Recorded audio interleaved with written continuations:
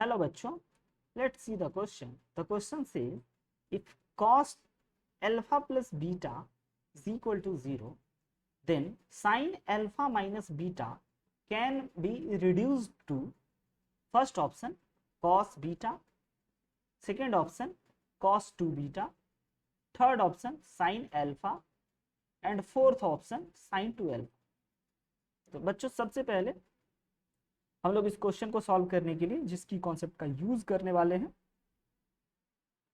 वह की कॉन्सेप्ट है हमारा ट्रिगोमेट्रिक फॉर्मूला में सबसे पहले हम लोग यूज ये करने वाले हैं कि cos 90 डिग्री 0 के इक्वल होते हैं एंड बच्चों सिंपल सी इस फॉर्मूला का अगर हम लोग यूज करें एंड कॉम्प्लीमेंट्री एंगल फॉर्मूला का यूज करें, कॉम्प्लीमेंट्री एंगल फॉर्मूला से हमारे ये क्वेश्चन बन जाएंगे लाइक कॉम्प्लीमेंट्री एंगल फॉर्मूला कि sine 90 minus theta is equal to cos theta and cos 90 minus theta is equal to sine theta.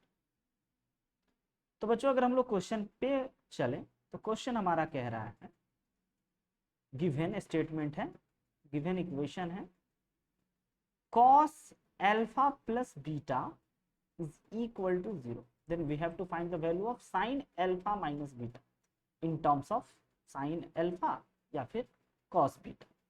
Alright. Now बच्चों cos alpha plus beta is equal to 0 है, तो इस 0 की जगह पे हम लोग लिख सकते हैं cos 90, क्योंकि cos 90 का वैल्यू 0 होता है।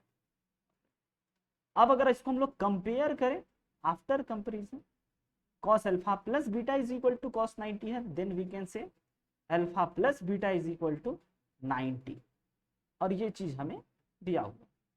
तो यहां से बच्चों हम लोग ऐसा कह सकते हैं कि अल्फा इज इक्वल टू ना 90 माइनस बीटा हो गया।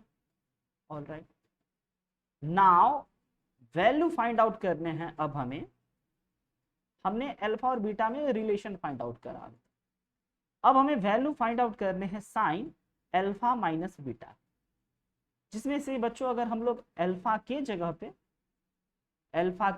अगर 90 माइनस बीटा पुट करते हैं तो ये हमारा बन जाता है sine 90 minus 2 times of beta and sine 90 minus theta हमारा कॉम्प्लीमेंट्री एंगल फॉर्मूला से ये बन जाएगा हमारा cos 2 times of beta and बच्चों cos 2 टाइम्स ऑफ बीटा हमारा ऑप्शन आ गया। तो the final answer is option number B cos 2 beta. I hope you understood it very well. Best of luck. Thank you.